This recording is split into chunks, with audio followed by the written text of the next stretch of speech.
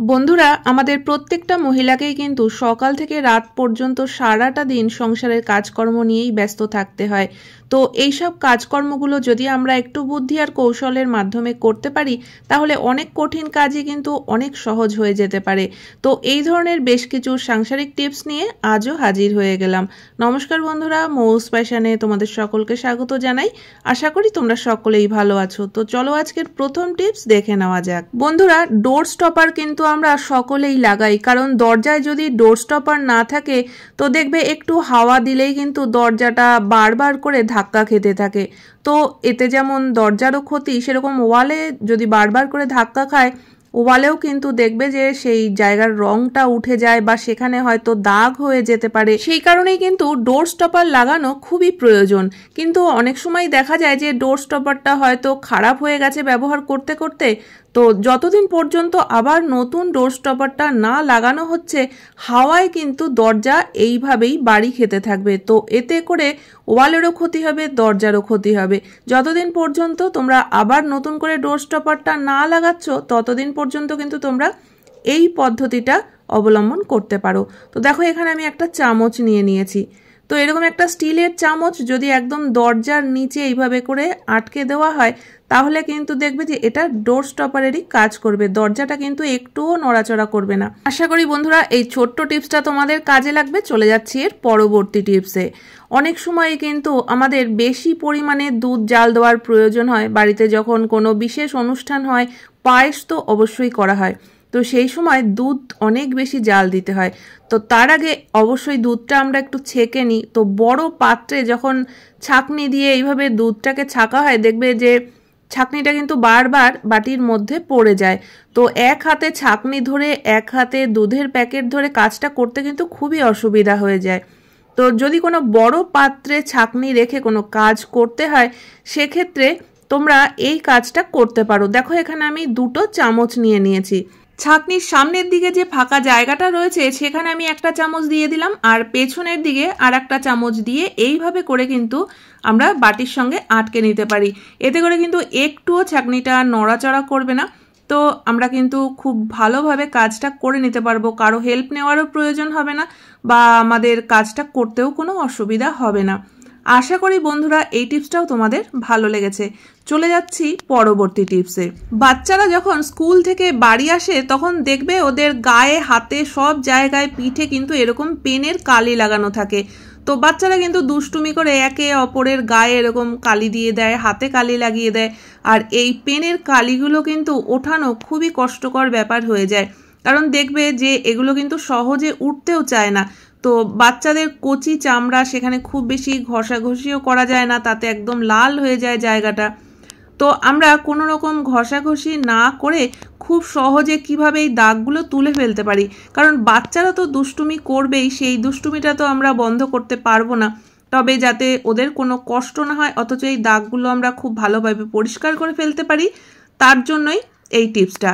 দেখো আমাদের ঘরে কোলগেট তো থাকেই, তো সামান্য একটু কোলগেট নিয়ে যেখানে পেনের কালিটা রয়েছে সেখানে একটু ভালো করে লাগিয়ে দাও, তারপরে আঙুল দিয়েই একটু ঘষতে থাকবে, দেখবে পেনের কালিটা কিন্তু এই পেস্টের মধ্যে নিজে থেকেই উঠে আসবে। দেখতেই পাচ্ছ যে পেস্টটা কতটা নীল হয়ে গেছে।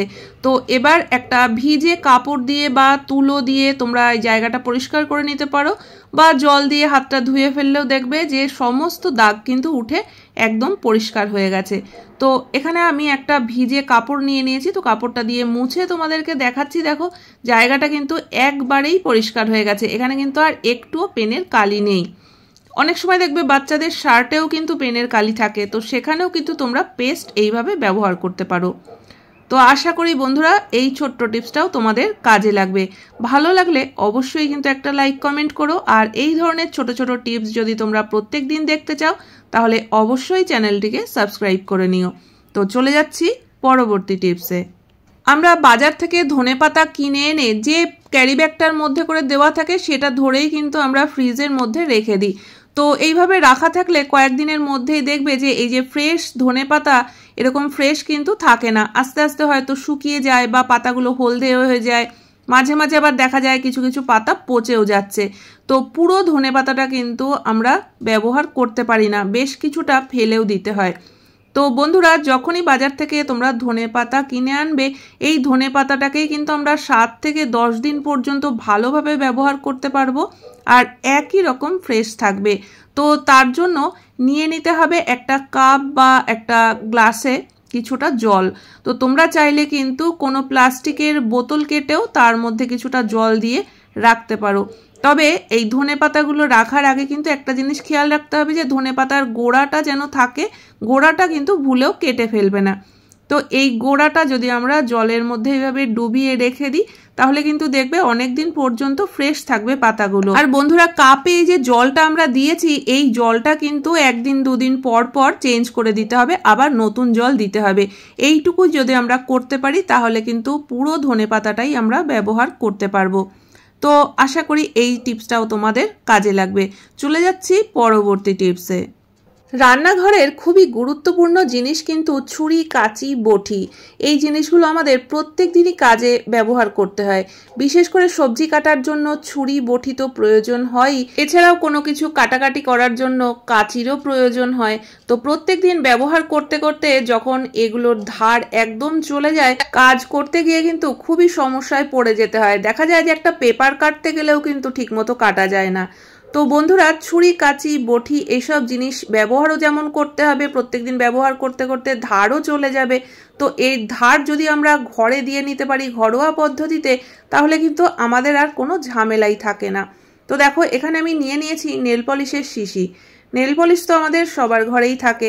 তো নেল পলিশ ফুরিয়ে গেলে ফাঁকা শিশিটা আমরা ফেলে দিই। এই ফাঁকা শিশিটা দিয়েই কিন্তু আমরা এইসব জিনিসগুলোকে ধার করে নিতে পারি। তো দেখো, নেল পলিশের শিশিটাকে আমি উল্টো করে নিয়েছি। পেছনের দিকে যে দেখবে একটা খাঁজ কাটা মতো জায়গা রয়েছে, তো সেই জায়গাটার মধ্যেই যদি ছুরি বা কাঁচি এইভাবে করে একটু ঘষে নেওয়া হয়, তাহলে কিন্তু দেখবে যে ছুরি কাঁচিতে আবার আগের মতো ধার হয়ে গেছে।